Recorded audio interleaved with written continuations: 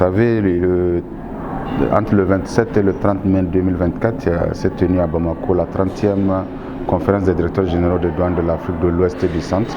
Je dois relever que l'Organisation mondiale des douanes a opté pour la régionalisation et nous appartenons à la région Afrique de l'Ouest et du Centre, donc tous les pays de l'Afrique de l'Ouest plus la Mauritanie et les 7 pays membres de l'Afrique centrale.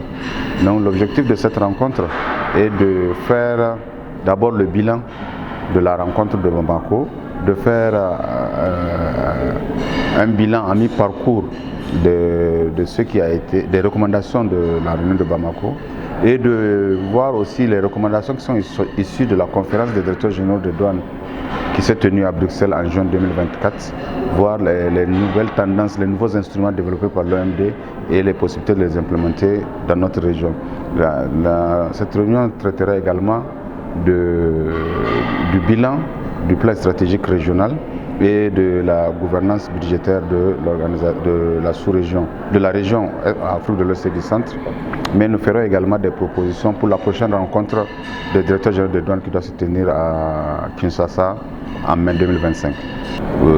Nous sommes à cette rencontre avec les douanes de l'Afrique de l'Ouest et du Centre et nous sommes beaucoup plus focalisés sur cette rencontre-là. Une chose est sûre, le Niger est prêt à signer des accords avec tout pays qui le fait de bonne foi. Et nous n'allons pas démarcher les gens. La modernisation des administrations des douanes, intégrant les technologies de rupture, à savoir l'intelligence artificielle, la science des mégadonnées, la chaîne de blocs, les douanes intelligentes dans un contexte soumis au changement rapide. Le renforcement des capacités de la jeune génération d'agents des douanes pour faire face aux défis du continent et les mécanismes d'intégration du marché africain dans le cadre, bien évidemment, de la mise en œuvre de la zone de libre-échange continentale africaine. La problématique des frontières fragiles et les enjeux liés aux missions de la douane dans un contexte de sécurité difficile. La promotion du partage des connaissances, de renseignements et d'informations entre les administrations des douanes de la région. L'adaptation des douanes à l'évolution du commerce mondial et de la criminalité transfrontalière. La nécessité de concilier la facilitation des échanges et la sécurisation des recettes douanières. La sécurisation en elle-même de la chaîne logistique et la protection de la société et de l'environnement. Quand j'ai entendu les résolutions qui sont issues de cette rencontre de 3 jours, de crainte, d'intérêt et de sens, donc je vais vous faire passer la mission. Je vais simplement d'abord exprimer tous nos remerciements, toute notre gratitude pour cette mobilisation importante d'énergie pour faire des propositions à nos gouvernements respectifs à un moment où les ressources pour financer le développement se font rares. On a souvent tendance à cantonner la douane à ce rôle qui consiste à collecter les ressources. Mais aujourd'hui, on voit bien que ça va au-delà. J'ai bien entendu les chansons tout à l'heure. Ils ont repris un à un ce que la douane est capable de faire. Le travail pour la collecte de renseignements, le travail pour la sécurité dans notre pays, on sait exactement ce qui se passe. Le travail avec les forces de défense et de sécurité sur le terrain pour assurer la sécurité nigérienne. Il travaille également à réprimer la fraude.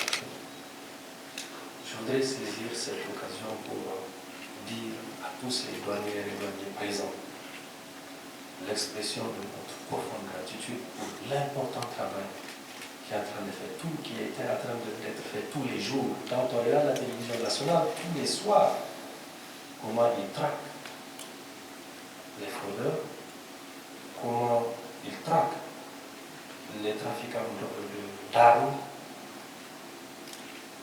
Mesdames et messieurs, félicitations.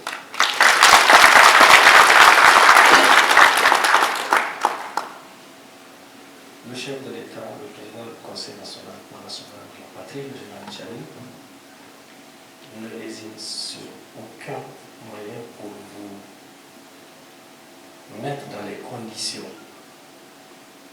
de travail pour cette collecte nécessaire de ressources. Hier encore, il y a eu, je ne vais pas dévoiler le secret, mais il y a eu des choses qui viendront renforcer le travail que vous faites.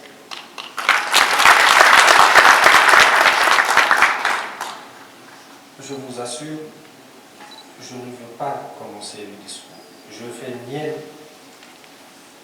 toutes les résolutions qui ont été décidées ici. Le ministre il est ici présent à l'entame des travaux il y a 2 jours avait déjà transmis notre souhait de vous voir nous faire des propositions.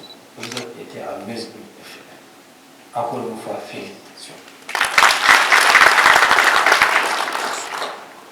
J'ai lu quelque part où il faut, sur les questions financières, amener les États à encore donner un peu plus pour les contributions.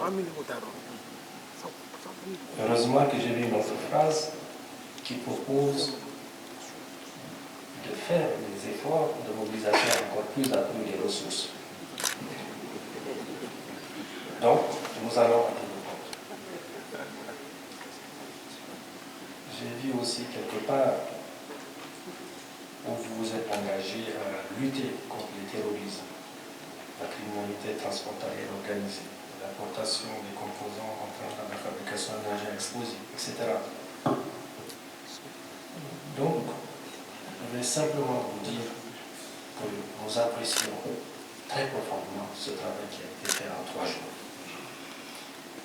Je voudrais donc, au nom du chef de l'État, à mon nom personnel, à celui de tous les membres du CNSP et du gouvernement ici présents, vous souhaiter, pour ceux qui sont venus de loin, un retour sous la protection de celui entre les mains duquel se trouve l'âme de chacun d'entre nous. Qu'Allah bénisse nos vies, qu'Allah vous bénisse tous.